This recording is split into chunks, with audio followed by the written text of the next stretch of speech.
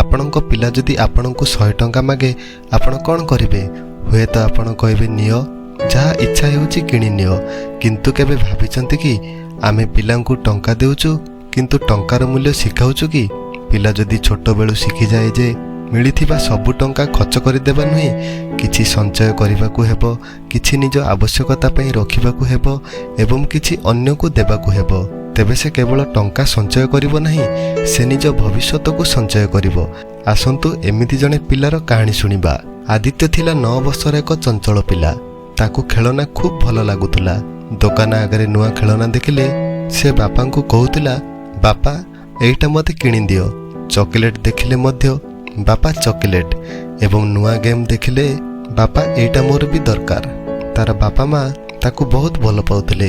କିନ୍ତୁ ଦିନେ ବାପା ଭାବିଲେ ମୁଁ ମୋ ପିଲାର ପ୍ରତ୍ୟେକ ଇଚ୍ଛା ପୂରଣ କରିପାରିବି, କିନ୍ତୁ ସେ ଯଦି ଟଙ୍କାର ମୂଲ୍ୟ ନ ଶିଖେ ତେବେ ଆଗାମୀ ଜୀବନରେ କ'ଣ ହେବ?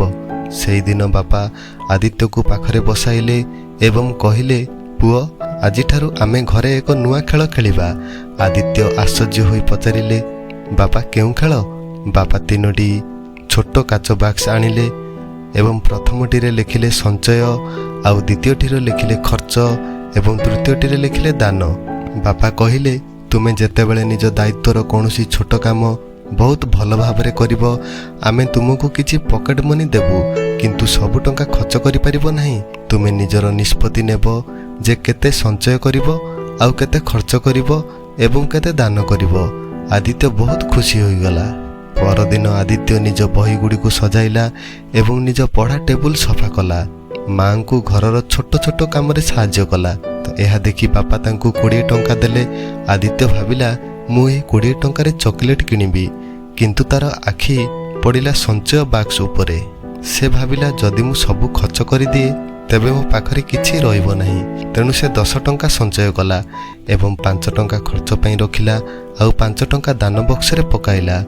ବାପା ତାଙ୍କୁ ଦେଖି ହସିଲେ କିନ୍ତୁ କିଛି କହିଲେ ନାହିଁ, କେବଳ କହିଲେ, ଆଜି ତୁମେ 20 ଟଙ୍କା ପାଇନାହ ପୁଅ, ଆଜି ତୁମେ ଟଙ୍କାର ବ୍ୟବହାର କରିବାର ଏକ ବଡ଼ ଶିକ୍ଷା ପାଇଛ।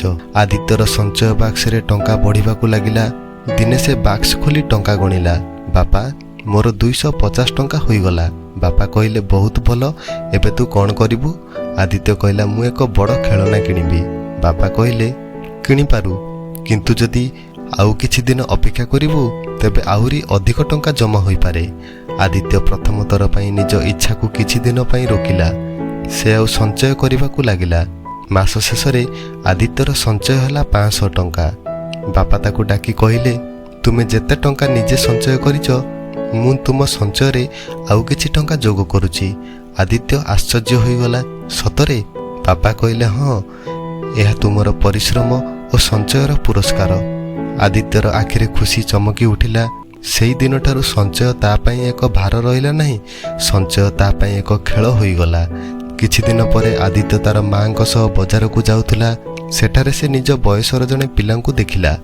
ପିଲାଟିର ହାତରେ କିଛି ନଥିଲା। ଆଦିତ୍ୟ ମାକୁ ପଚାରିଲା, ମା ମୋର ଦାନ ବକ୍ସ ଟଙ୍କାରୁ ତାକୁ କିଛି ଦେଇପାରିବି?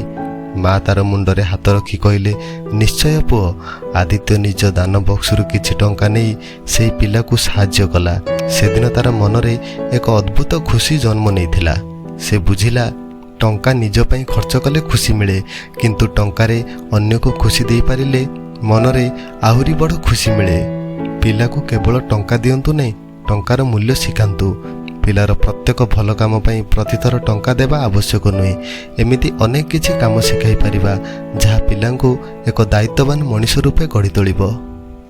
ଘରର ନିଜସ୍ୱ ଦାୟିତ୍ୱ ଯେପରିକି ନିଜ ବହି ସଜାଇବା ଏବଂ ନିଜ ଜିନିଷ ଗୋଟାଇବା, ଏଗୁଡ଼ିକୁ ଟଙ୍କା ସହିତ ଯୋଡ଼ିବା ଠାରୁ ଦାୟିତ୍ୱ ଭାବେ ଶିଖାଇବା ଭଲ। ପିଲାଙ୍କୁ ଏହି 3ଟି ନିୟମ ଶିଖାଇବା। ମିଳିଥିବା ଟଙ୍କାର କିଛି ଅଂଶ ସବୁବେଳେ ସଞ୍ଚୟ କରିବା। ଇଚ୍ଛା ହେଲା ବୋଲି ସବୁ କିଛି କିଣିବା ନୁହେଁ। ମୋତେ ଏହା ଦରକାର କି ନା କେବଳ ମୋର ଇଚ୍ଛା? ଏହି ପ୍ରଶ୍ନ ପିଲାଙ୍କୁ ପଚାରିବା ଶିଖାଇବା। ନିଜ ପାଖରେ ଥିବା ଟଙ୍କାରୁ ଅନ୍ୟକୁ କିଛି ସାହାଯ୍ୟ କରିବାର ଅଭ୍ୟାସ କରାଇବା। ଏହା ପିଲାର ମନରେ କୃତଜ୍ଞତା ଓ ସହାନୁଭୂତି ବଢ଼ାଇଥାଏ। ଏକ ଛୋଟ ପରୀକ୍ଷା କରନ୍ତୁ। ଆପଣ ଚାହିଁଲେ ଆଜିଠାରୁ ଘରେ 3ଟି ବାକ୍ସ ରଖନ୍ତୁ। ପ୍ରଥମଟିର ନାମ ମୋର ସ୍ୱପ୍ନ, ଯାହା ସଞ୍ଚୟ ଅଟେ। ଦ୍ୱିତୀୟଟିର ନାମ ମୋର ଆବଶ୍ୟକତା, ଯାହା ଖର୍ଚ୍ଚ ଅଟେ। ଏବଂ ତୃତୀୟଟିର ନାମ ମୋର ହୃଦୟ, ଯାହା ଦାନ ଅଟେ। ପିଲା ନିଜେ ଟଙ୍କା ରଖୁ, ନିଜେ ଗଣୁ, ନିଜେ ନିଷ୍ପତ୍ତି ନେଉ, ଆଉ ସବୁଠାରୁ ଗୁରୁତ୍ୱପୂର୍ଣ୍ଣ ତାର ସଞ୍ଚୟକୁ ନେଇ ତାକୁ ପ୍ରଶଂସା କରନ୍ତୁ। ଯେତେବେଳେ ପିଲା ନିଜେ 100 ଟଙ୍କା ସଞ୍ଚୟ କରିବ, ତାକୁ କୁହନ୍ତୁ, ତୁମେ ଆଜି 100 ଟଙ୍କା ସଞ୍ଚୟ କରିନାହ, ତୁମେ ତୁମ ଭବିଷ୍ୟତ ପାଇଁ 100 ଟଙ୍କାର ଏକ ଛୋଟ ପାଦ ଆଗକୁ ବଢ଼ାଇଛ। ଆମେ ପିଲା ପାଇଁ ଭଲ ସ୍କୁଲ ଖୋଜୁ, ଭଲ ଶିକ୍ଷକ ଖୋଜୁ, ଆଉ ଭଲ ବହି କିଣୁ, କିନ୍ତୁ ଜୀବନର ଏକ ବଡ଼ ଶିକ୍ଷା ଟଙ୍କାକୁ କିପରି ବ୍ୟବହାର କରିବା ଏହା ମଧ୍ୟ ପିଲାକୁ ଶିଖାଇବା ଦରକାର। କାରଣ ଆପଣଙ୍କ ପିଲା ଆଜି ଯଦି 10 ଟଙ୍କା ସଞ୍ଚୟ କରିବା ଶିଖେ, ସେ ଆସନ୍ତାକାଲି 100 ଟଙ୍କା, 1000 ଟଙ୍କା ଏବଂ 10,000 ଟଙ୍କା ଏବଂ ଦିନେ ନିଜର ଲକ୍ଷ ଲକ୍ଷ ଟଙ୍କାକୁ ମଧ୍ୟ ଦାୟିତ୍ୱର ସହିତ ପରିଚାଳନା କରିବା ଶିଖିପାରିବ। କିନ୍ତୁ ମନେ ରଖନ୍ତୁ, ପିଲାକୁ ଧନୀ କରିବା ଆମର ଏକମାତ୍ର ଲକ୍ଷ୍ୟ ନୁହେଁ, ତାକୁ ଏମିତି ମଣିଷ କରିବା ହେଉଛି ଆମର ଲକ୍ଷ୍ୟ, ଯିଏ ଜାଣିବ କେବେ ଟଙ୍କା ଖର୍ଚ୍ଚ କରିବାକୁ, କେବେ ଟଙ୍କା ସଞ୍ଚୟ କରିବାକୁ, ଆଉ କେବେ ନିଜ ପାଖରେ ଥିବା ଟଙ୍କାରୁ ଅନ୍ୟ ଜଣଙ୍କୁ ସାହାଯ୍ୟ କରିବାକୁ। କାରଣ ଯେଉଁ ପିଲା ଛୋଟବେଳୁ ଟଙ୍କା ସଞ୍ଚୟ କରିବା ଶିଖେ, ସେ କେବଳ ଟଙ୍କା ଜମା କରେ ନାହିଁ, ସେ ଧୈର୍ଯ୍ୟ, ଆତ୍ମନିୟନ୍ତ୍ରଣ, ଦାୟିତ୍ୱ ଓ ଭବିଷ୍ୟତ ପାଇଁ ଚିନ୍ତା କରିବା ଶିଖେ।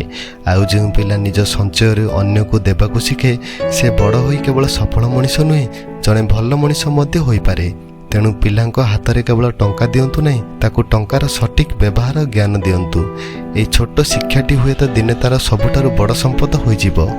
ତେଣୁ ଆଜିଠାରୁ ପିଲାକୁ କେବଳ ପଚାରନ୍ତୁ ନାହିଁ ଯେ ତୁମକୁ କ'ଣ କିଣିଦେବି, ବରଂ ପଚାରନ୍ତୁ, ତୁମେ ଆଜି ପାଇଥିବା ଟଙ୍କାରୁ କେତେ ସଞ୍ଚୟ କରିବ, ଆଉ କେତେ ଖର୍ଚ୍ଚ କରିବ, ଆଉ କେତେ ଜଣଙ୍କ ମୁହଁରେ ହସ ଆଣିବ।